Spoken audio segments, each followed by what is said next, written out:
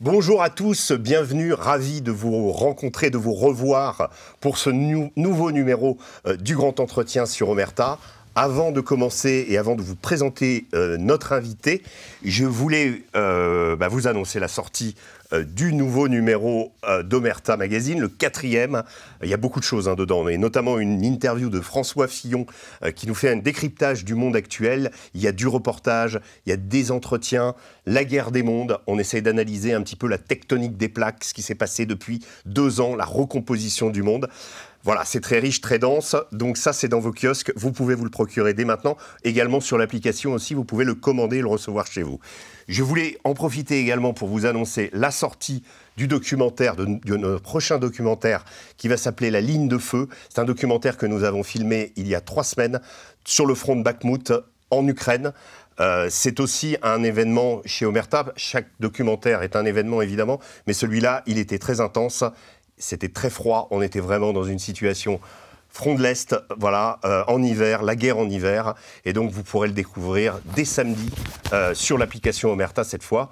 Donc, il faudra soit vous abonner, en tout cas, il faudra vous abonner, ou vous pourrez en tout cas en voir des extraits sur YouTube. Voilà, maintenant, je vous présente mon invité. Père de Jong. Bonjour. Alors, bonjour Père de Jong, je suis ravi de vous recevoir. Je vais vous présenter un petit peu. Donc, vous êtes colonel. Vous avez été chef de corps du 3e régiment d'infanterie de Vannes. Alors moi, comme je suis breton, il y a quelque chose qui m'a touché beaucoup dans votre biographie. Vous y étiez sur la période 97-99 et vous avez voulu redonner à cette unité une identité bretonne en faisant intervenir le Gwenadu et la cornemuse. Racontez-nous comment ça s'est... Parce que vous n'êtes pas breton d'origine. Alors si, je suis hollandais par mon père et breton par ma maman. D'accord. On est de Landerneau, donc j'ai un petit atavisme finistérien, comme on dit. D'accord. Mais le régiment est ancré à Vannes depuis de nombreuses années. Et en arrivant au régiment, ça s'est passé un jour. Puis en arrivant, je dis, mais où est le drapeau breton? Vous savez qu'à l'époque, c'était pas du tout coté. Ouais. Donc en arrivant, j'ai demandé à ce qu'il y ait le drapeau breton quasiment immédiatement. Le préfet m'a téléphoné, quasiment dans l'après-midi, mon colonel, votre cérémonie était très bien ce matin, etc. Et puis il me dit, mais pourquoi on a vu un drapeau breton sur votre maille des couleurs? Je dis, monsieur le préfet, ça pose problème. Il dit, venez me voir ce soir qu'on en discute. Donc on a été boire un verre. Il me dit, c'est compliqué, la République, une et indivisible, etc. Donc je lui ai promis qu'à partir de maintenant jusqu'à dorénavant, le drapeau serait un peu plus bas, un peu plus petit. Et à l'heure où je vous parle, le drapeau flotte toujours sur maille des couleurs de... Alors je crois que c'est pas la seule fois où le drapeau breton s'est fait remarquer. Il me semble qu'à Spinboldac, avec les forces spéciales, au moment d'une visite de Michel Alliot-Marie, elle avait demandé mais où est le drapeau français? Il n'y avait que des Gwenadu partout. Donc là, c'était nos camarades de Lorient, qui étaient évidemment venus avec leur pavillon. C'est vrai que les Bretons ont ce côté-là, d'autant plus qu'on avait ramené des cornemuses, on avait créé un bagad, et donc chaque unité avait sa cornemuse. D'accord. Donc la cornemuse est un engin de combat, un instrument de combat. C'est un instrument de guerre, pour rappeler les clans à la guerre. Oui, puis on en met un, ça fait tellement de potins qu'il n'y a pas besoin d'avoir un orchestre. Donc on fait des économies d'effectifs. Oui, évidemment. Bon, très bien. Alors, donc j'ai parlé un petit peu de votre carrière militaire. Vous êtes également spécialiste des conflits. On vous entend plus souvent, notamment depuis le début de la guerre en Ukraine. Beaucoup de nos auditeurs ont pu vous suivre sur LCI. Je vais commencer par une question toute simple. Interview de Poutine par Tucker Carlson, 200 millions de vues. Qu'est-ce que vous en pensez ? Je dirais d'abord une déflagration, c'est qu'en fait que Poutine c'est une guest star, et donc en fait il suffit de l'inviter pour faire du chiffre. À mon avis la publicité ce jour-là à la télévision, elle sera au maximum. Les Américains sont très bons dans ce domaine-là, donc encore une fois je pense que c'est une guest star et ça fonctionne. Après c'est vrai que le retour sur investissement des Européens est parfaitement surprenant. Quand on voit les déclarations vraiment intempestives sur le fait que ce journaliste n'avait pas le droit d'aller voir Poutine, c'est absolument incroyable. Je veux dire qu'un journaliste va où il veut, il transmet de l'information, donc c'est incroyable. En plus c'était un bon moment. Alors c'est vrai que le mot interview était un peu fort, je dirais, c'était une jolie conférence qu'a donné Poutine, il avait un réceptacle, bon, c'est normal, c'est un chef d'État, il a fait son rôle. J'étais 4 ans à l'Élysée, donc j'ai vu comment ça se passait, c'est préparé, puis bon, c'est de la communication politique. Après, c'était un moment très important, parce qu'encore une fois, c'est la première fois qu'un journaliste, je dirais, occidental, l'interroge comme ça en direct. Bon, il y a eu Bachar el-Assad, il y en a eu plein d'autres, donc c'est vrai que c'est pas mal d'avoir ce genre d'interview. Donc je trouve que c'est un moment très important en termes d'information, en termes de journalisme, simplement termes de liberté, ça démontre qu'on est capable de parler avec les Russes. Et puis les Russes ont pu s'expliquer. Oui, les questions étaient là quand même. Oui, on est tout le temps sur un monde fermé, on ne parle plus à plus personne. Je dis, ben non, il faut savoir qui fait quoi, parce que jusqu'à nouvel ordre, on n'est pas en guerre contre les Russes. Alors, à moins que j'ai raté un aiguillage, mais pour l'instant, on n'est pas en guerre. On est dans une situation un peu confrontationnelle, pour ne pas dire plus, mais c'est vrai qu'on n'est pas en guerre. Donc on est dans un domaine, rappelez-vous le président Macron, au début de la guerre, donc en février, enfin, toute l'année 2022, il expliquait qu'il fallait quand même garder des relations, voir comment on pouvait trouver des solutions, etc. Donc c'est vrai. Les téléphones au début. Oui, puis restons calmes. Encore une fois, c'est une guerre qui est en train de nous envahir, qui apparaît dans notre scope, ça c'est indéniable, mais encore une fois, on n'a pas déclaré la guerre à la Russie. Alors on va venir justement sur cette guerre. Là, on est en février 2024. On va commémorer, parce que je ne sais pas si on peut fêter une telle saignée et tout ce qui s'est passé. On arrive donc aux 2 ans de la guerre, avec une série de mauvaises nouvelles pour l'Ukraine. Commençons par le limogeage du très populaire Valéry Zaloujny. Priver son armée de son chef alors qu'elle est en difficulté, est-ce que c'est pas finalement se tirer une balle dans le pied ? Alors ça, c'est très compliqué. Vous savez, c'est la relation hiérarchique entre le chef des armées et le chef de l'État et l'homme qui dirige les armées. Donc ça arrive fréquemment. Cette distance. Vous pensez à Pierre de Villiers ? Oui, Pierre de Villiers, mais il peut y en avoir d'autres. En fait, c'est naturel, c'est courant. D'autant qu'au bout de 2 ans de guerre, on voit bien que Zelensky, qui est un homme politique, a besoin de démontrer qu'il n'est en aucun cas responsable de ce qui est arrivé au moment de la contre-offensive, comme on dit. Donc il fallait un responsable. Le seul coupable potentiel, c'est évidemment son chef des armées, son chef d'état-major. Donc en fait, il y a un paratonnerre, il l'utilise, voilà, c'est comme ça. Mais Zaloujny, à mon avis, je pense qu'au bout, là où il en était, je pense qu'il savait qu'il allait partir. Oui. Non seulement ça, lorsqu'il a réclamé 500 000 hommes en plus à Zelensky, il savait très bien que c'est impensable. C'est impossible. Donc il a mis la barre tellement haut qu'il s'est rendu, il a agacé le dispositif, il a agacé le pouvoir. Donc il le savait très bien. Donc c'est vrai qu'il a payé pour l'ensemble de son œuvre. Quelque part, il va se reposer quelque temps, mais je pense qu'il réapparaîtra d'une façon ou d'une autre. Parce que Zaloujny, c'est l'homme qui a bloqué les Russes au moment de l'offensive de février 2022, c'est indéniable, donc il a fait de façon extrêmement intelligente. 2, il est parfaitement charismatique, donc l'armée ukrainienne, elle se reconnaissait dans Zaloujny. Je ne suis pas sûr qu'avec son successeur, c'est la même chose.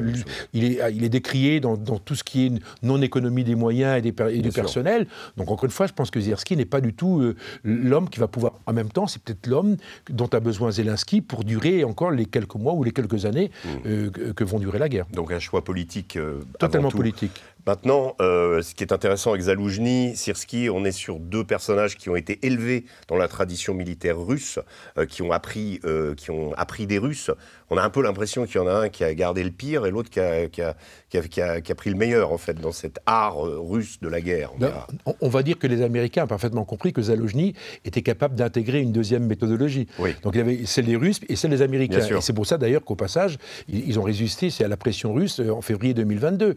Hostomel, etc. C'est une espèce de combat dans la profondeur où ils ont laissé rentrer les Russes, les ont détruits progressivement. Bon, c'est une manœuvre qui était compliquée à monter, c'est difficile, et elle était, enfin, pour un militaire que je suis, techniquement c'est imparable, c'est vraiment une belle manœuvre. Maintenant, Syrski n'était peut-être pas dans les petits papiers des États-Unis, donc il n'est pas passé à la moulinette américaine, donc je ne sais pas où il en est. Je pense qu'il va être beaucoup plus discipliné, il va essayer de rentrer dans un cadre de Zelensky. Zelensky va essayer de lui imposer quelque chose. Le problème de Zelensky, je pense que Zelensky est vraiment, quelque part, il est entre Clémenceau et Churchill. Oui. Donc il faut qu'il se positionne, et là, il a vraiment du mal, parce qu'il doit exister. Et aujourd'hui, je pense que les Américains ne permettraient pas une deuxième contre-offensive qui échouerait éventuellement. Bien sûr. C'est presque impensable. Ça ne serait pas possible. Donc on a parlé de Syrski, qu'on crédite de pas mal de défaites, depuis celle de Debalvézé jusqu'à Soledar, Bakhmout. C'est quand même lui, c'est l'homme du hachoir à viande, on va dire. Ouais. Et ce hachoir à viande, donc nous, on a pu le constater. Nous sommes allés côté russe, donc sur le front de Bakhmout, il y a 3 semaines. Nous avons recueilli des témoignages qui font état de pertes absolument terribles côté russe.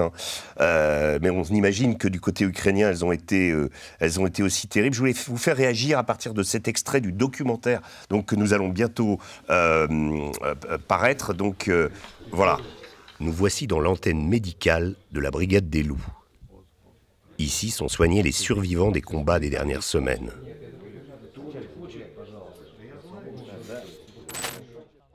Ils sont nombreux, ces soldats, marqués par la guerre.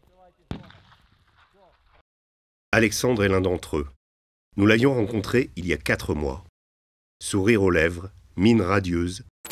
Mais ça, c'était avant le front. Le contraste est saisissant. Когда зашли мы в населенный пункт Клещевка, получили боевой приказ зачистить первые 2 дома, для начала закрепиться. Когда мы выдвинулись уже на боевую задачу, по нам открыли массивный огонь с артиллерии. Также практически одновременно по нам начал работать танк. Вот. Работали БПЛА противника, также скидывали боги. Много еще было. Но тем не менее пацаны шли.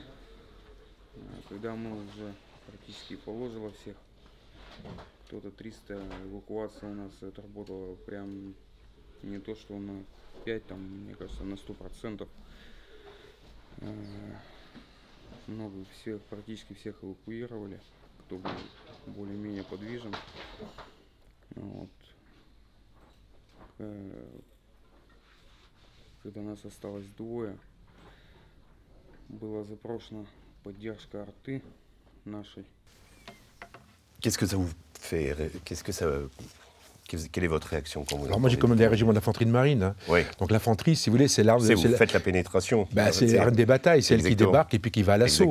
Et là, si vous voulez, c'est comment dire, c'est un témoignage qui est absolument saisissant. Il en restait que 2, si j'ai bien compris. Oui, c'est ça. Donc en fait, son unité, quel que soit le volume, elle a totalement disparu. Alors en même temps, c'est les gars de Wagner. Donc les gars de Wagner étaient vraiment, si vous voulez, c'est pas les rois de la manœuvre, très concrètement. Alors les Russes n'ont jamais été vraiment, mais Wagner, pas du tout. Dans la non-manœuvre, alors là, vous avez une espèce d'abstraction ésotérique qui est qu'ils ne manœuvrent pas, on fonce dans le tas, etc. Donc c'est vrai que la consommation en hommes, en effectif, est absolument incroyable. Donc en fait, cet homme, en fait, c'est incroyable, c'est qu'il est jeune. D'abord, son expérience est absolument traumatisante, j'imagine, mais il est encore en tenue, il a son truc de Wagner. Donc il reste fier de son unité, il reste fier de ce qu'il est, alors, de sa condition. C'est intéressant parce qu'on les voit qui ont été un peu disséminés sur le front. On verra tout à l'heure un extrait avec des artilleurs qui sont, eux, ils ont gardé leur groupe d'artilleurs de Wagner. Donc, mais ils sont dans d'autres unités, dans de nouvelles sociétés militaires privées, vous connaissez bien, qui sont, on l'a remarqué aussi, extrêmement surveillés aussi. Hein. On sait que vous savez, c'est la phrase de Péguy qui dit ce qui donne un sens à la vie donne un sens à la mort. Et donc là, ils y sont. Le problème, c'est que ce qui était leur moteur, mais ils sont trouvés là. Donc il en reste que 2, mais ils vont être des héros glorifiés, etc. Maintenant, ça c'est la partie, je dirais, humaine, sociale, humaine, etc., qui est difficile, qui est même terrible. Maintenant, le problème, c'est dans la manœuvre. On dit, mais c'est n'importe quoi. Je veux dire, ils envoient des unités comme ça monter à l'assaut. En général, l'assaut, c'est jamais tout seul. Non. Vous avez une préparation d'artillerie, évidemment, alors lourde ou pas lourde, en tout cas, on essaie le plus lourde possible. Vous voyez, il y a des appuis, il y a de l'artillerie. Visiblement, ils sont montés au casse-pipe face à des blindés qui ont leur tiré dessus, parce que la portée d'un canon, c'est ce qu'il dit, il y a des chars qui leur ont tiré dessus. La portée d'un canon, c'est jusqu'à 4000 mètres, mais ça, c'est en portée maximum. En général, on est à 1000 mètres. Ce qui veut dire que les Ukrainiens, comme les Russes, mais en tout cas les Ukrainiens, se servent des chars comme de l'artillerie. Et ils tirent dans le tas, donc des gars à 1000 mètres. Vous imaginez une section d'infanterie qui monte en ligne face à des obus de 105 ou de 150 220 qui leur tirent dessus, c'est impensable. Donc le problème, on voit bien qu'il y a une espèce de non-manœuvre qui fait que les gars, il reste que 2, puis on est reparti. En fait, vous savez, on est tous été nourris à l'aune de l'histoire, et la grande histoire russe, évidemment, Stalingrad, on ne peut pas oublier une seule seconde ce qui s'est passé à Stalingrad. Et quand on voit ça, moi je vois 2 images, et Stalingrad, bien évidemment, puis les combats de la Somme, 14-18, où les types de la tranchée, ils montaient, ils redescendaient, comme il en reste combien, hop, c'est incroyable, et on en est là. Et c'est ça le grand choc de ce conflit, c'est ce volume de pertes qui pour nous paraît incroyable. Même encore aujourd'hui, au ministère des Armées, où il y a des débats autour quelle est la future armée, quel modèle on veut avoir, etc. Et je vois, moi, dans les discussions que j'ai avec les officiers généraux de l'armée française et d'autres armées, ce que je vois, c'est que la perception des pertes potentielles, tant en matériel qu'en personnel, enfin en tout cas en effectif, elle est impensable. On reste sur de la cyber, on reste sur du spatial, on aimerait rester dans un monde, si vous voulez, parfaitement clean. En fait, la guerre frappe à notre porte, et là on réalise au travers de ce témoignage à quel point c'est fort, à quel point c'est vivant, et à quel point ça pénètre, ça rentre dans le système, vous voyez ce que je veux dire. Et donc le résultat final, moi j'attends de savoir le jour où les historiens vont travailler sur cette guerre, combien de morts y a-t-il eu? On n'en sait strictement rien. C'est incroyable. Alors les Russes disent, nous disent, mais là, il faut prendre des chiffres, qu'il y en a eu 100 000 de leur côté, et ils disent 300 000 côté ukrainien. Nous, c'est ce qu'ils nous ont dit. Après, j'ai eu des chiffres de l'armée française. L'autre jour, je vais aller à un briefing sur la guerre en Ukraine de l'école de guerre. Là, on nous disait, côté ukrainien, en effet, 275 000 morts et blessés, quoi. Donc, on était à peu près quand même dans des proportions... Assez identiques. Un petit peu. Alors, pour les Russes, c'est plus difficile. Les colonels de l'école de guerre ne s'avancent pas. Mais sur les Ukrainiens, en tout cas, on est autour de 275 300 000. Bon, là, actuellement, alors ça, c'était l'autre question, c'est... on a parlé de Wagner, donc Wagner, ça nous fait penser à Bakhmout. Le front a bougé, le sud de la défense d'Avdiivka s'est écroulé, ou pas complètement, puisque les Ukrainiens ont réussi à rétablir des lignes de défense, mais la garnison est vraiment en péril. Est-ce que Avdiivka vous semble préfigurer un prochain Bakhmout, en sachant qu'il y a des Wagner qui sont dans le combat urbain côté russe, et apparemment il y aurait des éléments d'Azov, donc des éléments pour ne pas faire de retraite, qui seraient en passe d'être envoyés à Avdiivka. Comment vous voyez D'abord, Avdiivka, c'est une région qui est parfaitement fortifiée depuis très longtemps, depuis 2014. Oui. Ils sont sur un promontoire, enfin, c'est vraiment une position extrêmement importante. La meilleure preuve, quand on regarde une carte, on voit qu'Avdiivka est devenu une espèce de saillant. Oui. C'est que les Russes sont passés au nord et au sud, et en fait, au centre, c'est Eliane 2, quelque part. Hein, oui, et ça tient, et puis ça tiendra le temps que jusqu'au dernier soldat ukrainien, ça tiendra, la dernière cartouche. Hein. Je suis bien passé pour utiliser cette comparaison. Mais il n'empêche que c'est comme ça que ça va terminer. Ça, c'est le premier point. Donc, c'est une zone qui est parfaitement fortifiée. La deuxième chose, encore une fois, c'est que les Russes ne peuvent pas laisser Avdiivka derrière. Parce qu'on pourrait très bien imaginer que la résistance, elle reste, on la dépasse et on continue. Ils ne peuvent pas, parce qu'ils ont deux problèmes. Un, ils ont un problème de linéarité, comme on dit, en fait, du front, parce qu'on voit bien qu'ils essaient de le rendre linéaire. Puis la deuxième chose, c'est qu'ils vont clairement mener une contre-offensive à partir du printemps. Pourquoi ? Parce qu'à partir d'Avdiivka, on est sur les points hauts, ils vont aller vers le Dniepr. On voit bien que les Russes vont essayer d'aller jusqu'au Dniepr, et en tout cas de consolider une position défensive sur le Dniepr, comme ils ont fait dans le sud, et ça a bien fonctionné. Donc on voit bien qu'ils vont essayer de faire ça d'une façon ou d'une autre, en évitant Kiev, qui à mon avis me paraît pas très sérieux, parce qu'ils ne vont pas rentrer dans Kiev demain matin, ça c'est certain. Donc ils vont essayer de progresser. Ce qui veut dire qu'en fait la bataille d'Avdiivka, elle va durer ce que ça doit durer. Oui. Concrètement, c'est Bakhmout bis, mais en même temps c'est Mariupol bis. Donc si vous voulez, et le problème de ces deux armées, malheureusement, si vous voulez, c'est qu'il n'y a pas de manœuvre. Oui. On sait tous dans la guerre, c'est le feu et la manœuvre. C'est comme ça que ça fonctionne. Là, il y a du feu, il y a le feu il est de tous les côtés. Alors la manœuvre, c'est à l'ancienne, quoi. On se met en ligne et puis on avance. Alors, on a des pertes colossales et c'est lié à ça. Ils ne manœuvrent pas. Il y a vraiment on est dans un monde extrêmement étrange dans lequel on a le sentiment que dans les écoles d'officiers en Russie, tant qu'en Ukraine, parce que c'est le même mode de formation, on est sur un mode de formation totalement linéaire, totalement stalinien, totalement à l'ancienne. D'où les pertes phénoménales. Donc, encore une fois, je crois que le plus résistant finira par résister. Vous voyez, submergé par la dernière vague, l'ultime vague. C'est de l'attrition pure, quoi. Voilà, il n'y a pas de manœuvre, il n'y a plus rien. Alors, en même temps, c'est fait que les Ukrainiens, ils sont bien préparés. Là, pour le coup, ils sont là-dessus. Parce que le problème, si les Ukrainiens perdent ce point fort, ils vont faire un saut de 100 km pour le coup. Oui. Et pour eux, c'est très compliqué. Donc, il faut qu'ils aient le temps de préparer d'autres lignes. Et puis, il y a toutes les lignes logistiques. Parce que vous avez, là, pour le coup, autant Bakhmout n'avait aucun intérêt en termes de stratégie de logistique. C'était une espèce de village qui était planté au milieu du bazar. Mais c'est vrai que Avdiivka, pour le coup, c'est vraiment un nœud logistique extrêmement important. Et là, ça ouvre les portes d'abord, ça ouvre les portes de Donetsk. Donc, le bilan de l'opération, les Ukrainiens pouvaient tirer sur Donetsk, alors que là, ils ne pourront pas tirer. Donc ils vont reculer les lignes de front. Donc c'est vrai qu'il y a un vrai intérêt pour les Russes de les faire partir, et un vrai intérêt pour les Ukrainiens d'y rester. Mais vu la configuration de la guerre, quand vous avez fait la comparaison avec Mariupol avait monopolisé donc Azov, et les marines ukrainiens avaient réussi à mener à eux quelque part dans cette première partie de la guerre. Je crois on est à 19 groupements tactiques bataillons russes. Donc énormément de monde qui aurait pu être utilisé sur d'autres fronts qui ne l'ont pas été à cause de cette résistance. Donc elle avait une raison d'être, je dirais.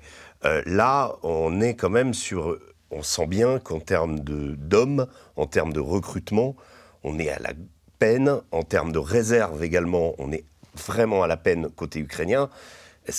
Ma question c'est, est-ce que ça vaut le coup justement de s'accrocher à Avdiivka au prix de sacrifier les dernières meilleures troupes. Parce que là, pour le coup, c'est pas comme Bakhmout, on n'aura plus rien après. Ouais. Alors c'est un vrai sujet parce qu'en fait, il y a deux angles. Il y a l'angle politique, c'est l'angle de Zelensky, on tient, on résiste jusqu'au bout. C'est le problème qu'ils ont eu à Bakhmout, ils ont résisté, et Zelensky a décidé que... aussi on tient, on lâche rien. Donc la 6e armée, il la perd à Stalingrad au passage. Et Paul, lui, se retrouve avec des menottes. Exactement. Pour le coup, l'image n'était pas très glorieuse, mais personne n'a reculé. Ça, pour le coup, personne n'a reculé. Ça, c'est le point de vue politique, c'est vrai que c'est fonctionnel. Et encore une fois, Zelensky, il a besoin de montrer à ses alliés, je dirais, occidentaux, que l'armée ukrainienne tient et qu'il faut continuer de déverser des milliards et du matériel, etc. Premier point. Le deuxième point, c'est qu'il s'est passé des choses entre Mariupol et aujourd'hui. Il y a 1 an et demi qui sont passés, et si vous voulez, l'armée ukrainienne n'en est pas du tout dans cet état-là.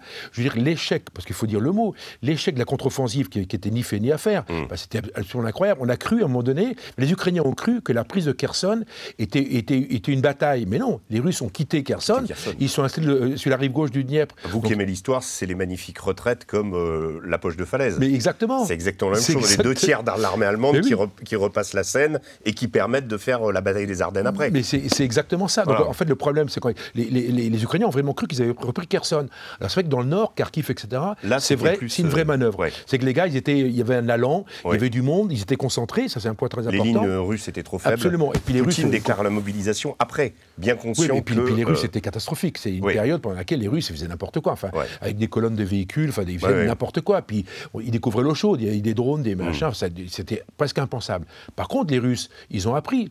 Et les Russes, à l'heure où on parle, et réponse à la question sur Avdiivka ou pas, le problème, encore une fois, c'est que les Russes ont les 3 profondeurs stratégiques, géographiques, humaines et industrielles. Donc les Russes, ils ont appris, ils ont reculé, ils fabriquent, ils construisent, il y a des obus nord-coréens, enfin je veux dire que ça fonctionne. Et encore une fois, il y a 142 millions d'habitants. Donc encore une fois, la réserve humaine de la Russie n'a rien à voir avec la réserve humaine de l'Ukraine. D'autant que l'Ukraine a compris qu'il n'y a pas un Européen qui allait mettre le pied en Ukraine. Donc ils vont se battre, mais jusqu'au dernier Ukrainien, ça c'est certain. On ne va pas y aller, ça c'est certain. Donc aujourd'hui, le problème est le suivant, c'est que comment faire pour compenser? Il faut manœuvrer. On voit bien dans le discours des Zaloujny, il avait déjà dit...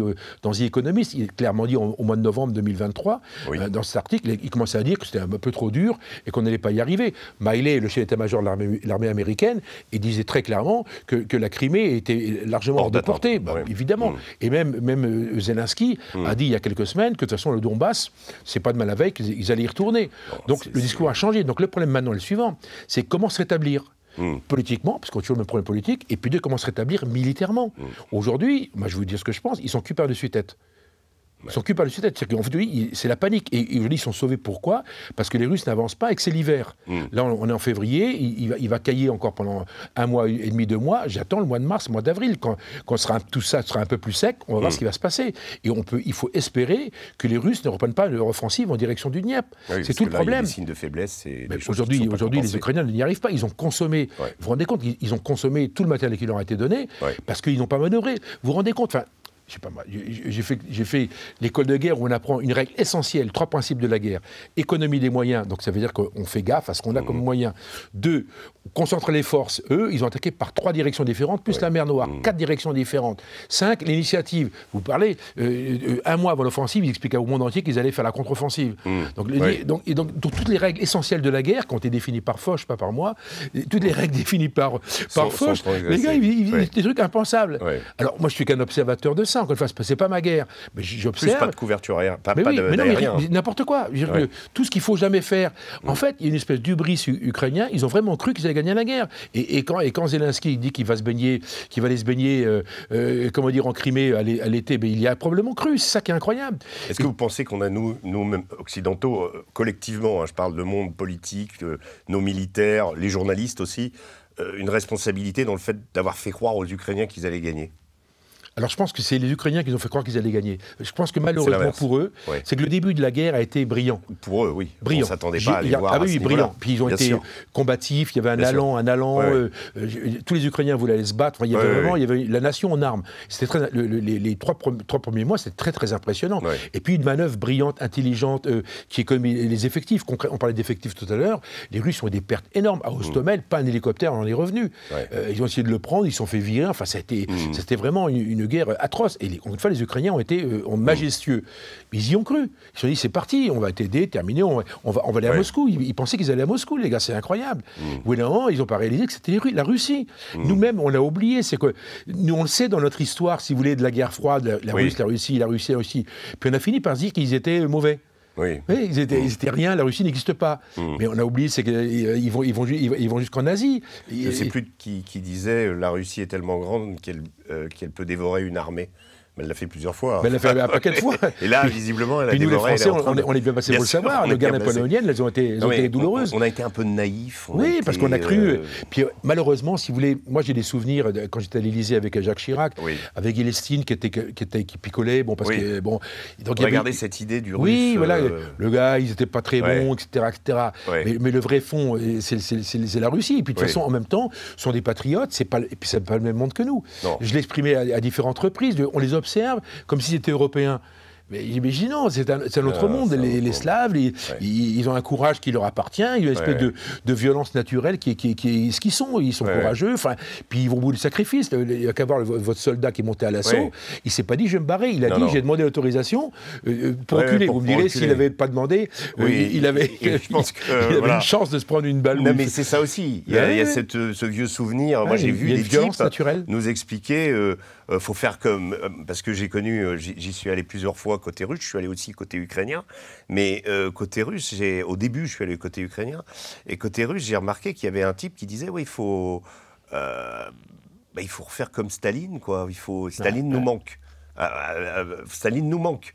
Sous-entendu, il faut que les types reculent pas. Voilà, c'était ça l'idée. C'est fou. Donc, vive le NKVD et vive les commissaires politiques qui tirent sur les types qui font demi-tour. C'est incroyable. Pas de manœuvre, c'est un massacre. Donc ça, je vous parle de la période septembre 2022. Depuis, c'est un peu différent. Je fais un petit aparté, mais en revenant de cette expérience à Bakhmout, je suis tombé sur les photos d'un de mes amis photographes du New York Times qui s'appelle Finbar O'Reilly, qui lui venait de passer 3 semaines côté ukrainien. Quasiment dans la même zone, voilà.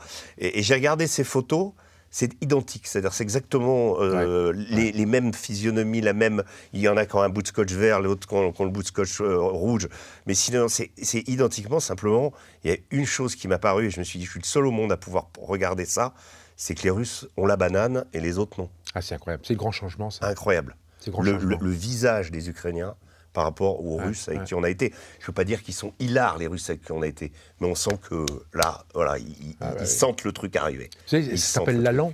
L'allant, c'est quelque chose que les unités, parce que c'est collectif, l'allant individuel, on s'en fout, mais l'allant collectif, c'est fondamental. Et c'est ça qui l'erreur des Ukrainiens. Du cuisinier au type qui est dans la tranchée, il y a le même truc. Ouais, puis ils sentent qu'il y a une vraie faiblesse ukrainienne. Parce que quand vous avez les non-décisions aux États-Unis, on ne donne pas les 95 milliards, les Européens négocient pendant des mois, ils ont compris que ça commence à tirailler quelque part. Et donc ça, ils l'ont compris. Que là, il y a un truc. Et alors, justement, je voulais vous faire réagir sur le rap-feu. Nous, on a pu le constater. C'est, on va dire, pour être généreux avec les Ukrainiens, 3 obus contre 7, si on en prend 10. C'est plutôt dans certaines zones, on dit que c'est 1 contre 15, enfin 1 pour les Ukrainiens et 15 pour les Russes. Bon, c'est clair qu'à chaque fois, quand on entend une détonation, voilà, on sait que c'est pratiquement du côté russe. Mais on a remarqué, alors, les Russes aussi ont subi un manque de munitions, et je vais vous montrer un autre documentaire qui l'évoque, et je vais vous demander de commenter aussi. Voilà. Alors là, on est avec une... Je profite de la présence du chef artilleur pour lui poser la question de l'utilisation par l'armée russe d'obus nord-coréens. À ma grande surprise, il ordonne à ses hommes d'aller en chercher un exemplaire.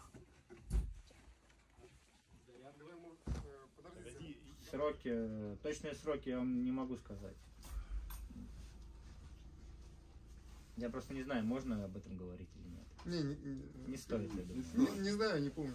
Я не помню. Ну, честно, я не могу сказать, в каком месяце мы их получили.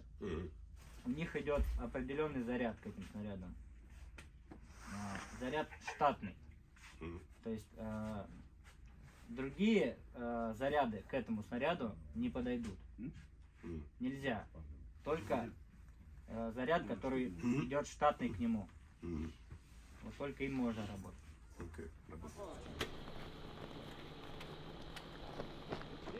Le 152 mm, c'est ce qui manque le plus aujourd'hui aux Ukrainiens. Dans cette guerre, l'artillerie lourde fait toute la différence. Chef artilleur, pour lui poser la question de l'utilisation par l'armée russe. Étonnant, non? Ah bah puis les images sont impressionnantes. Puis il est journaliste et elle est fatiguée. Oui, le journaliste était très fatigué. C'était un reportage extrêmement ça se voit que on sent une forme de pression. De pression. Il y a un environnement qui est compliqué. C'est un vrai sujet. C'est la grande redécouverte. Au-delà des drones, bon ça c'est une découverte. Là on est dans l'archaïsme. Mais l'artillerie, c'est le feu tue. On retrouve ce que Napoléon était un artilleur. Donc on retrouve les vertus du feu.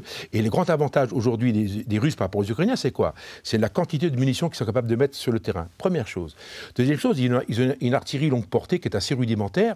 Elle est de courte portée, les 152, les 122, ça tire à 10, 15, 20 km. Mais n'empêche, il y a une telle densité. Ils arrivent à mettre une telle densité, c'est qu'ils arrivent, en fait, ils bloquent tout. De l'autre côté, vous avez évidemment, vous avez le César. Le César, il va tirer à 40 km. Donc il est très précis, il tire beaucoup, mais il n'y en a pas 150 000. Donc vous avez une précision et une portée, et de l'autre côté, vous avez une non-précision, une portée courte, mais une densité. Donc voilà, on en est là. Le deuxième point, c'est la quantité de munitions. Vous l'évoquez fort justement. Le fait d'avoir les obus nord-coréens, même s'il y en a un sur trois qui marche. Et alors, vous en avez autant que vous voulez. Vous avez des tomberons entiers. Donc ils vous bazardez, vous bazardez. Mais on a vraiment l'impression, enfin ce qu'ils semblaient nous dire, c'est qu'ils ont pris ça pour comme patch avant l'arrivée de nouveaux obus. C'est-à-dire que, les leurs. Comme les Ukrainiens, après la contre-offensive, ils se sont retrouvés un peu à court, les Ukrainiens sont à court, mais ils n'ont pas de réserve. Pareil, même, tandis qu'eux, Kim Jong-un est venu en septembre dernier à Moscou et ça a été négocié.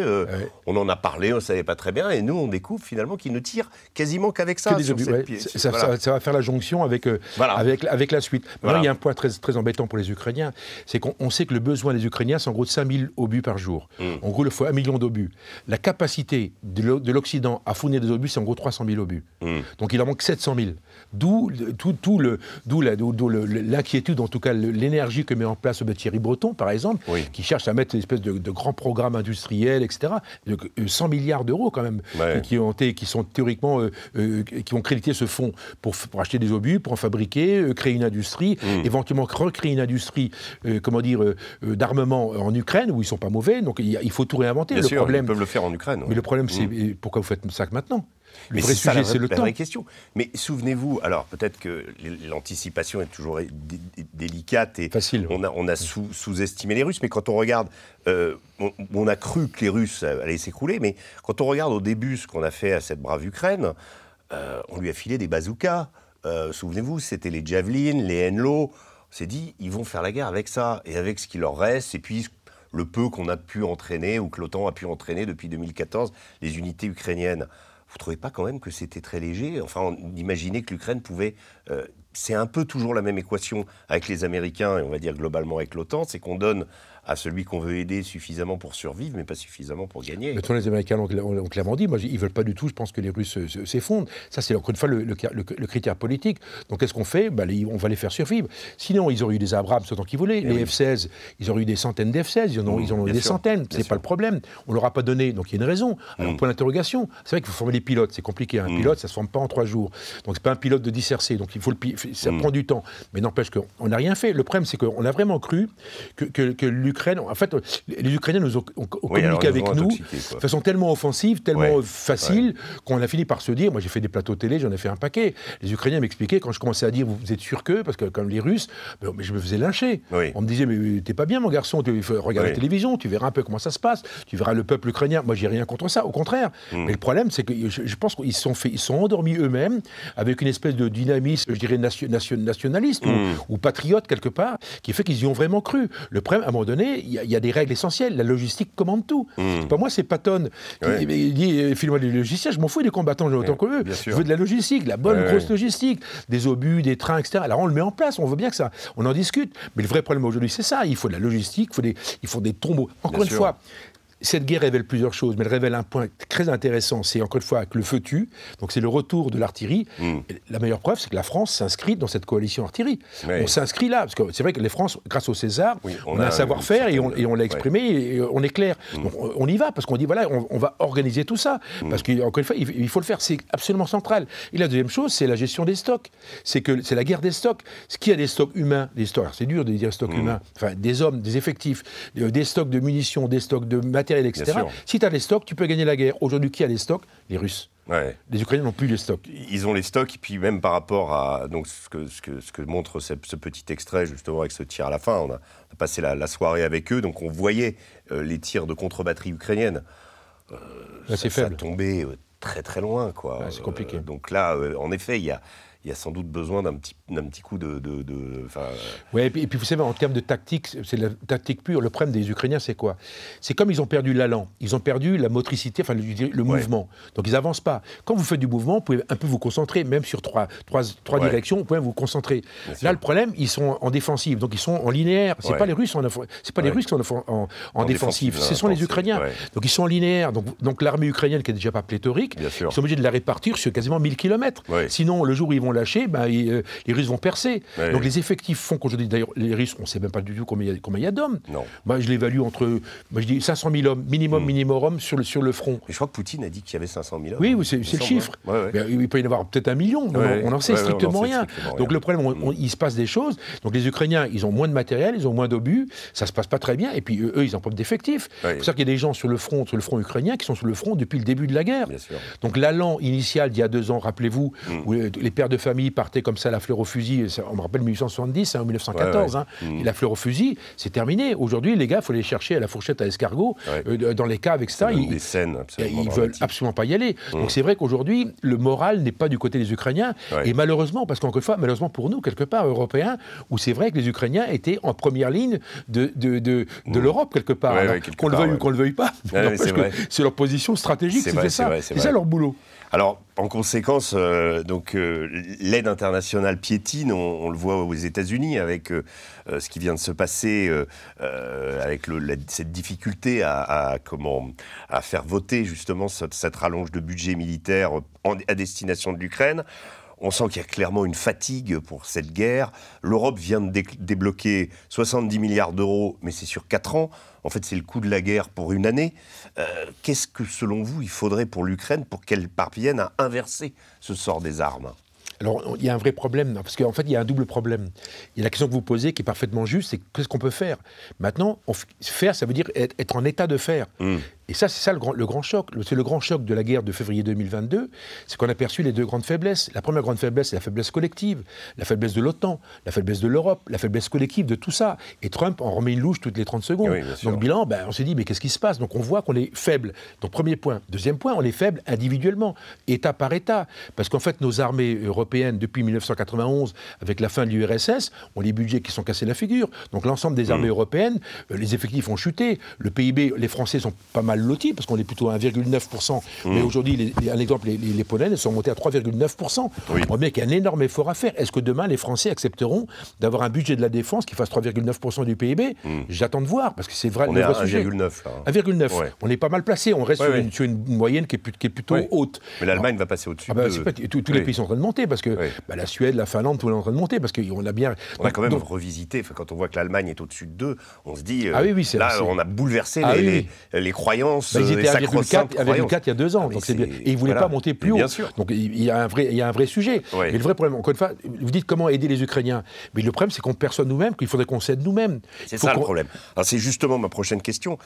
La possibilité, parce que vous avez évoqué envisager une offensive russe pour le printemps. Ce qui est possible, on sent que ça bouge quand même un peu de tous les côtés du front. On a évoqué Avdiivka, mais également il y a Kupiansk, où il y a pas mal de territoires. Maintenant, il y a quand même des zones où il y a 40, 50 km² qui ont été repris. Ce qui est nouveau, quand même, par rapport à l'année qui s'est passée. C'était plutôt dans le sens ukrainien, d'ailleurs, en juin-juillet. Maintenant, si, par hasard, cette avancée si les Russes percent et qu'il y a une avancée significative, aujourd'hui on sent que certains, il y a une sorte de fébrilité qui envisage une confrontation avec la Russie. Alors est-ce que c'est réaliste? Et la question que tout le monde pose, et je vais plagier le livre de Jean-Dominique Berchet, est-ce que la France est prête pour une guerre de haute intensité? Alors, il y a deux questions. Oui. La première, est-ce que les Russes vont débouler, etc. Moi, j'y crois pas du tout. Alors ça, c'est une espèce de mythe. Vous savez, les dernières, on Ils pensait... s'arrêteront au Dniepr. Oui, enfin, j'en sais rien. Enfin, en tout cas, à court ou moyen terme, oui. j'en sais, c'est vraiment rien. Oui. Je me dis, c'est absurde. Je pense que les Russes ont plein de problèmes et je pense que même s'ils vont jusqu'au Dniepr, ils ne vont pas aller à Kiev. Mais ça, c'est mon impression, mais je ne vois pas ce qu'ils iraient faire. Même sur Kaliningrad, etc., il pourrait y avoir des velléités, mais ils ne vont pas jouer cette séquence-là. Le problème, nous, Européens, on est passé l'année dernière sur un mode totalement euphorique. Alors, sur la chaîne sur laquelle vous intervenez, LCI, il y a oui, beaucoup de gens qui pensent le particulièrement, contraire. oui, mais il y a un côté euphorique. On y va. Vous allez voir, il y a les problèmes de machines à laver, je sais Mais pas maintenant, quoi. là, on a peur. Non, mais exactement. Le balancier, pompe, est parti de l'autre côté. Puis maintenant, les Russes font débouler. Donc ça fonctionne pas. Donc on a un problème de C'est les Russes à Strasbourg, comme à l'époque de c'est pas possible. victoire de Donc, Mitterrand. il faut être réaliste. On a un monde normal. Enfin, l'Europe, c'est comme ça. C'est comme plus de 500 millions d'habitants. C'est les pays riches avec des capacités. Donc ça, c'est le premier point. Donc la possibilité que la Russie lance une contre-offensive, contre l'Europe en rentrant en Pologne ou dans les pays baltes, parce que les pays baltes sont les pays les plus fragiles, elle me paraît pas réaliste, en tout cas pas dans le court terme. En tout cas, je vois pas ce qui peut indiquer ça. À mon avis, les Russes vont laisser entendre bien sûr, parce qu'ils ont bien compris que l'angoisse qui suscitait était perceptible, donc ça, ils vont bien s'amuser avec ça, donc c'est sûr qu'ils vont le faire. Moi, je vois pas du tout l'intérêt. Article 5, on a vu l'OTAN. Poutine dire « nous n'attaquerons pas la Pologne », sauf si la Pologne nous attaque. Non mais c'est génial. Non mais je veux dire que il y a un discours, mais non mais encore une fois, il joue aux échecs. Bah oui. Donc il joue aux échecs. Il comprend bien que lorsqu'il parle il sort le Sarmat de la naphtaline qui n'existe toujours pas, mais qui explique qu'il va l'avoir 27 000 km ou je sais pas quoi. Enfin, il invente des trucs incroyables. Donc en fait, il suit de l'angoisse et il voit ça. Nous, on réagit au quart de tour. Ça, c'est la première partie, c'est la perception de la menace. Moi, encore une fois, j'y crois pas. Ça n'engage que moi, mais ça me paraît absurde. Je vois pas encore une fois Poutine. Je veux dire, il y a presque une forme de cohérence dans ce qu'il fait. C'est le premier point. Maintenant, est-ce qu'on est prêt? Je dis non, on n'est pas prêt. En tout cas, nous, Européens, on n'est pas prêts parce que collectivement, on n'a pas l'outil qui va pouvoir résister. Même si l'OTAN demain matin s'installe sur une espèce de front chaud avec un secteur nord balte géré par les Britanniques, un secteur centre géré par les Polonais, un secteur sud géré par nous, pourquoi pas? C'est une idée, pas de problème. Mais même collectivement, il faut déjà le mettre en place. Ça fait combien d'hommes? 300, 400, 500 000 hommes? J'en sais strictement rien. Premier point. Le deuxième point, c'est qu'on sort nos armées européennes, elles sortent d'une période extrêmement difficile, où dans lequel, nos budgets ont été complètement détruits. Alors, coup de chance pour les Américains, c'est qu'eux, ils ne l'ont pas eu à cause de la guerre en Irak. En 2003, ils ont mis des budgets. Donc, ils avaient une baisse des budgets de 38%, ils sont remontés quasiment au niveau antérieur. Donc, aujourd'hui, si vous voulez, la participation financière des États-Unis au sein de l'OTAN, c'est 600 milliards de dollars. Nous, notre participation financière, c'est 4,5 milliards de dollars. Donc, vous voyez bien qu'il y a une différence colossale. Donc, il y a le dominant du système otanien. Donc, collectivement, aujourd'hui, on a un problème, c'est qu'aujourd'hui, on a un système otanien collectif qui est géré par les Américains, qui envoie des messages, alors pas les démocrates, en tout cas les républicains avec Trump, des messages plutôt ambivalents. Je n'en dis pas plus, je ne connais pas la fin de l'histoire, je ne sais pas, on n'est pas en novembre 2024, alors mais justement, si énorme point on est en d'interrogation. 2024, et si on retrouve un président américain qui s'appelle Donald Trump. C'est bien ça. Donc il y a un point d'interrogation. Aujourd'hui, personne ne peut répondre. Alors, est-ce qu'il fait de l'électoralisme de bas étage en expliquant que. Et puis il s'amuse quelque part. En fait, il revient sur un discours qu'il avait. Longtemps, il l'avait avant. Oui, qu'il avait avant de partir. Oui, mais avant qu'il parte, il n'y a pas eu l'invasion de l'Ukraine par la Russie. C'est le point central. Rappelez-vous, le président Macron avait clairement dit que l'OTAN était en état de mort cérébrale. Aujourd'hui, on ne le dit plus parce qu'il y a un événement majeur qui a été l'entrée de la Russie dans l'Ukraine. Donc les gens normaux, ils ont compris qu'il y avait un changement de situation. Je reviens sur notre armée. Donc les armées européennes ont chuté en effectif, chuté en budget. Donc aujourd'hui, et non seulement ça, mais la France, elle s'est créée une doctrine d'intervention dans les pays du Sud, pour faire court. Donc une armée légère, avec que des roues, assez rapide, assez opérationnelle. Indéniablement, l'armée française a de réelles qualités. Le problème là-dedans, c'est le mot haute intensité que vous avez cité. Aujourd'hui, l'armée française, l'outil de combat de l'armée française, c'est 7 brigades. Une brigade, c'est 8 000 hommes. Donc vous avez aujourd'hui 56 000 hommes capables de se battre au front. Donc ça dure combien de temps? Alors, c'est le livre de Merchet. Merchet dit, non, on n'est pas prêt, parce qu'on n'a ni les stocks, rappelez-vous de la guerre des stocks, stock, on n'a pas les effectifs, et puis on n'a pas les moyens, je dirais... on a une armée à 200. On a 200 Leclerc, 200 hélicoptères, 200 avions de combat.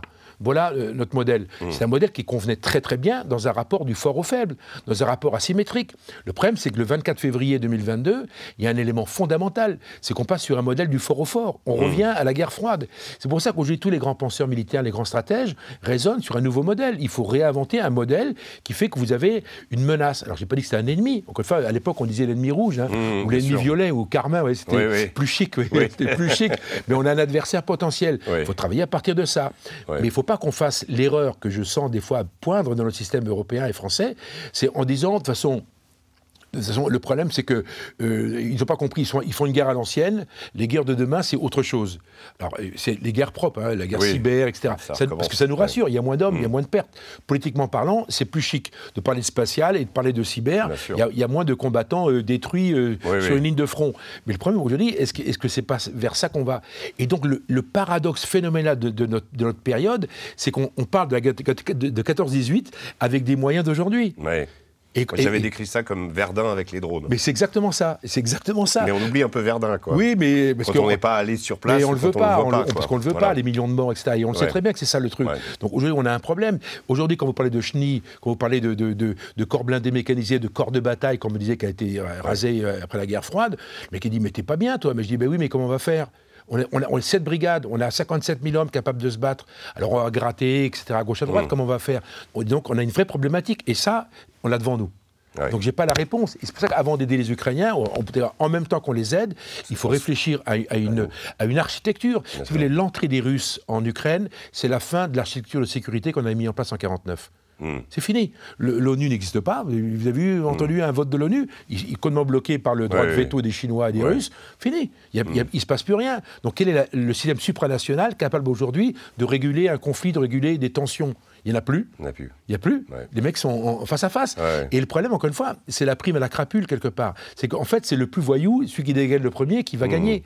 Donc on voit bien, on l'a bien senti. Et Poutine a très bien senti. Alors je ne peux pas dire que c'est un voyou.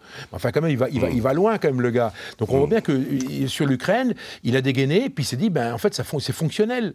Et moi, ce que je pense, c'est que l'Ukraine ne reviendra pas la Russie ne reviendra pas en arrière. Je ne vois pas comment ils vont reculer. Ils sont sur un modèle qui est plutôt porteur. Vous l'évoquiez tout à l'heure. Aujourd'hui, ben, l'armée russe est plutôt confortable, le mot est un peu fort. En tout cas, ils sont plutôt sur un modèle offensif. Ils sont plutôt sur un modèle plutôt plus forte qu'avant. Bien sûr. Et qui voudrait se frotter à l'armée russe maintenant, qu'ils ont ces 2 ans d'expérience, et même à l'armée ukrainienne, quelque part. Parce que nous, cet enseignement-là, on l'a pas.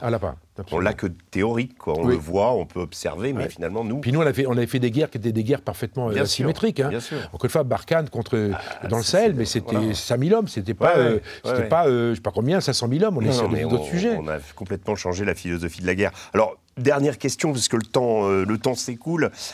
Justement, on a évoqué Wagner tout à l'heure, avec justement les décombres de Wagner qu'on voit un petit peu par ici et par là sur le front. On sait que côté russe, il y a une palanquée de SMP, de sociétés militaires privées, qui cumulent les avantages de contrats de 6 mois, de pouvoir, pas de limite d'âge aussi. On a rencontré un type qui est dans le documentaire, 70 ans. 70 ans. Donc il est sur le front à Soledar.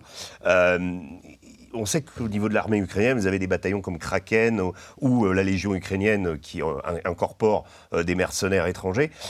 Qu'est-ce que vous inspire cette évolution? Et est-ce que cet usage justement des sociétés militaires privées, de combattants non réguliers, on va dire, est désormais inéluctable dans les conflits modernes? Ah oui, je pense que c'est effectivement, et ça fait un certain temps déjà. Le grand moment, c'est 2003. Quand les Américains rentrent en Irak, en fait, jusqu'à présent, jusqu'en 2003, la politique étrangère était faite avec 2 piliers, un pilier diplomatique, un pilier militaire, géré par le plus haut niveau des États. C'est comme ça que ça se passait partout. En 2003, pour des questions d'effectifs, rappelez-vous, 91, la chute du mur, les Américains, à l'époque, c'est Dick Cheney qui est le secrétaire, secrétaire absolument, qui est le ministre de la Défense, pour faire court, et il dit une phrase qui est absolument incroyable. Il dit, le soldat américain, il est devenu rare, donc il est cher. Comme il est cher, il faut le préserver dans sa mission originelle.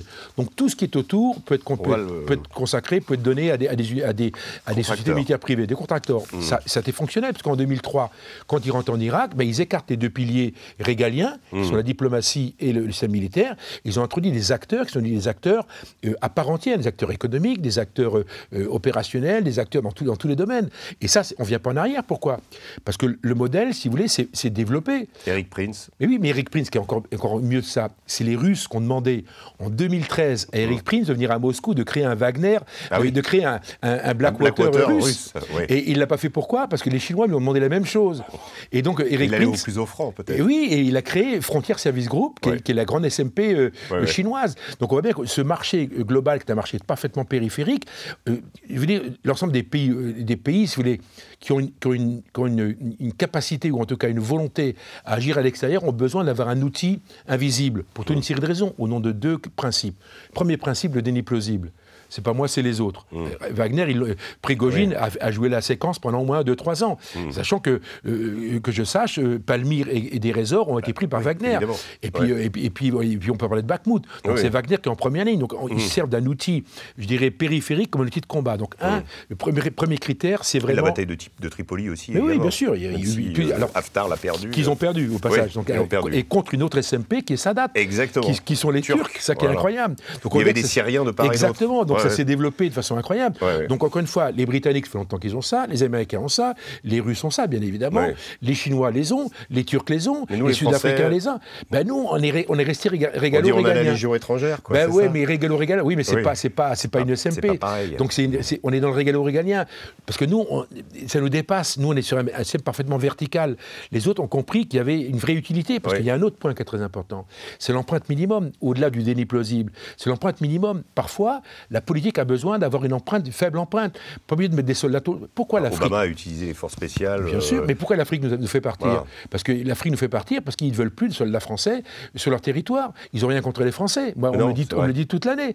Le problème, vous êtes trop visible. Je suis entièrement d'accord avec vous. Mais oui, empreinte minimum. On a une souveraineté, il faut nous préserver. Et la force de Wagner, c'est quoi? C'est que les Russes ont compris qu'en Afrique, il y avait une première tranche, les ventes d'armes, deuxième tranche, formée sur les ventes d'armes, troisième tranche, il fallait protéger les États, alors que nous, les accords de défense et de coopération négociés par le président Sarkozy, on a supprimé la capacité de protéger le gouvernement. Quatrième tranche, on forme les États, les unités opérationnelles. Et cinquième tranche, c'est de all inclusive, c'est du full package. Et dernière tranche, c'est aller au combat. Et quand ils vont monter à Kidal et qu'ils aident les Maliens à prendre Kidal, le ratio, c'est en gros un mercenaire pour 3 combattants maliens. Ils reprennent Kidal. Les Maliens, ils disent, ben voilà, respect, ils ont fait le boulot. Alors, j'ai pas dit que c'était bien ou mal. C'est un constat d'historien, un constat de stratège. Je me dis, aujourd'hui, c'est devenu quasiment une obligation pour toute une série de raisons. Et puis surtout, Wagner, dans sa partie africaine, on a souvent tendance à y voir en France une intrusion russe contre nos intérêts, mais en réalité, quand on regarde un peu sur le terrain ce qui s'est passé, ils prennent la place des Français qui s'en vont. Quoi, absolument. En fait. C'est Sangaris, la fin de Sangaris, ils arrivent en Centrafrique. Absolument. Avant, ils ne sont pas là. Absolument. Mais vous savez pourquoi? Parce que quand on a quitté Sangaris, il est négocié avec le président Hollande et le début du président Macron pour avoir 3000 Kalachnikov qui venaient de Somalie. Et les Nations Unies devaient donner l'autorisation. Le problème, c'est que les Russes avaient dit non, pas hors de question qu'on donne des armes à la RCA. Donc en fait, Touadéra, le chef de l'État actuel, il communique avec l'Élysée.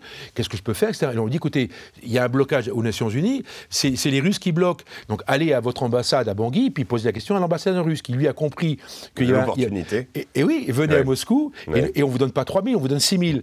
Et non seulement on vous donne 6000, mais en plus on fait descendre une unité de Wagner qui était au Soudan, plus Security Service, donc une autre SMP russe, qui arrive tout de suite à Bangui, qui s'installe.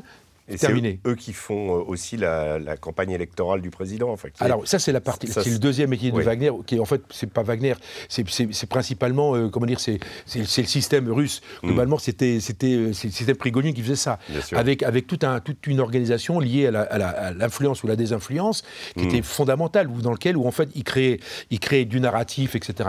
Et ils avaient des usines à trolls ou des fermes à trolls qui diffusaient des fakes, etc. Donc ils avaient un outil de combat qui est géré par quelqu'un qui s'appelle Maxime Chougalet, qui est vraiment qui est le master de ça, qui est vraiment le dieu de ce truc-là. Il maîtrise l'ensemble de la désinformation mondiale. J'avais fait un séjour avec les GCP dans la zone des 3 frontières. J'avais fait une vidéo. où on voit les GCP envoyer comment sortir des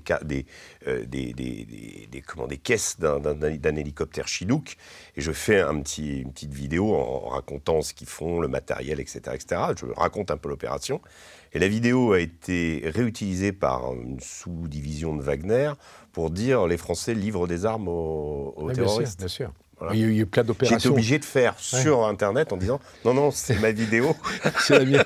C'est la mienne, c'est pas du tout des armes qui livraient. C'est ça qui est incroyable. Oui. Mais là, aujourd'hui, on subit actuellement on a des attaques cyber en permanence. Hein. Oui. Autant je pense que l'armée russe ne va pas débouler à Strasbourg demain matin, ça c'est certain. Par contre, ce qui est sûr, c'est que du point de vue numérique, alors là, c'est un déferlement, ils ne vont pas se gêner. Et ils sont très bons. 2016, rappelez-vous, les élections américaines, où Prigojine a clairement dit qu'il avait réorienté, en tout cas, il a redonné une nouvelle trajectoire à l'élection américaine. Trump aurait été élu grâce à l'action de Prigojine. Encore une fois, restons prudents. On est dans la communication. L'électeur américain, c'est quand même encore lui qui... Oui, mais c'est vrai, mais en même temps... il y a le conditionnement. Qu'est-ce qui s'est passé? J'en sais strictement rien. Toutes les opérations qui se passent en Afrique, on voit bien qu'aujourd'hui, il y a une vraie déstabilisation. Quand vous voyez que les drapeaux russes sortent instantanément de l'ambassade, ils sont tout neufs à la minute où il se passe quelque chose. Au Niger, il n'y avait rien de prévu, ils n'étaient même pas dans la boucle. Non. Et d'un coup, les drapeaux russes étaient déjà là. Donc tout ça, c'est très bien organisé, c'est très bien monté. Encore une fois, vous savez, l'erreur qu'on fait et qu'on pourrait faire, c'est de prendre les Russes pour des cons. Mais on les a pris pour des cons. Oui, mais c'est une erreur majeure. Et je pense que la guerre en Ukraine, c'est un peu le Mais c'est dingue. Il ne faut jamais prendre son adversaire potentiel pour un con. Il est comme il est. Il faut l'analyser, il faut comprendre ce qu'il y a, etc. Il faut le respecter, il faut toujours faire comme ça. Et à partir de là, vous avez les armes, vous avez votre système qui va se développer pour contrecarrer, ayez votre propre logique. Bien sûr. On n'a pas de vraie logique. Le premier, on n'arrive pas. Parce qu'un exemple, on parle de cyber. On est attaqué dans le domaine de la cyber en France quasiment tous les jours. Le problème, c'est qu'on dit, on ne faut pas être offensif. Parce qu'en fait, on veut pas, entre guillemets, être taxé d'être offensif, de rentrer dans le système, de déstabiliser l'adversaire. Enfin, c'est une guerre quand même. Si on n'a pas l'offensive, faut arrêter ça. C'est pas très sérieux, quoi. Non. Donc il faut raisonner différemment. Les logiciels, il faut les mettre en route. Vous savez, j'ai entendu le discours de ministre des Affaires étrangères ce matin ou hier, où il dit on va créer l'Europe, etc. On va s'acheter du matériel, etc. Vous allez voir, on va dynamiser l'industrie européenne. Mais j'ai envie de lui dire, vous pensez vraiment que les Américains vont accepter que les Européens achètent autre chose que des F-35 ? On a vendu combien de Rafales aux Européens? Le seul pays, c'est les Grecs. Oui. Pas un seul Rafale de vendu. Du seconde main pour les Grecs. Oui, en plus. Supposons que... Il faut me laisser... Je ne sais même pas s'ils ont encore été livrés. Si. Écoutez, j'en suis pas là. Je sais que les Grecs en ont acheté. Mais ceci étant dit... D'occasion. Ceci étant dit, voilà, n'empêche que les Européens n'ont pas acheté. On a vendu combien de Leclerc? On a vendu combien de Leclerc? On n'a pas vendu. Donc on voit bien qu'on a une stratégie d'armement qui fonctionne pour la France, mais on a un vrai sujet là, à ce niveau-là. Donc c'est vrai, avoir des grandes déclarations, on peut rêver à un monde européen, industriel, dans lequel ils vont acheter des trucs, etc. Pourquoi pas? Moi je dis, demain matin, on va acheter des léopards. À ce moment-là, il faudra compenser avec les Allemands, dire qu'est-ce que vous achetez pour ça? Sinon, vos léopards, on ne les prend pas. Donc je veux dire, c'est que l'armée européenne rêvée par certains, on est loin du compte. Et vraiment loin. Et aujourd'hui, je pense qu'il faut vraiment travailler sur notre sujet intramuros, parce que l'OTAN, encore une fois, n'est pas une armée. L'OTAN, c'est un système qui organise les armées de tous les participants à l'OTAN. L'Union européenne, c'est la même chose. Donc on ne peut avoir que des armées françaises, allemandes, etc. Il n'y aura pas, vous savez, le corps franco-allemand ou la brigade franco-allemande, elle n'a jamais été en première ligne de rien du tout. Ils ne voient même plus les gars au passage. Donc c'est un truc complètement virtuel. Donc soyons raisonnables, on est dans un monde un peu réel, d'autant que, encore une fois, tout ça, la guerre, c'est facile d'en parler. Mais c'est vie et mort des gens. Moi, j'ai un fils qui est lieutenant, et si vous voulez, quand il me parle de tout ça, je me dis des fois, tu dis, mon garçon, probablement que tu seras le premier à connaître une vraie guerre. Et moi, je suis père de famille, ça me satisfait pas nécessairement de savoir que mon fils, quand il sera lieutenant capitaine, il sera en première ligne de quelque chose. Voilà. Restons sérieux. Bien sûr. Père de Jong, merci beaucoup. C'était vraiment un très, très bel échange, très beau moment. Merci beaucoup. Merci à vous de l'avoir suivi. J'espère qu'il vous a plu. J'espère que ces moments qu'Omerta vous offre vous plaisent. Je vous rappelle la sortie de notre magazine. Je l'ai déjà décrit, mais j'en reparle un tout petit peu. Interview de François Fillon, reportage en Ukraine, reportage également sur les routes de la drogue et le problème énorme de la toxicomanie aux États-Unis. Beaucoup d'intervenants dans ce magazine, j'en cite quelques-uns, Émeric Chioprade, Alexandre Delval, Arnaud Klarsfeld, nous avons également Mathieu Boccoté, également Jacques Sapir, qui viennent nous déchiffrer un petit peu ce monde en gestation, sa recomposition, et François Fillon qui nous offre ce texte. Voilà, c'est en kiosque, et je vous rappelle également la sortie samedi de notre documentaire La ligne de feu sur l'Ukraine. Voilà, merci beaucoup à vous, à la semaine prochaine, et bonne semaine à tous.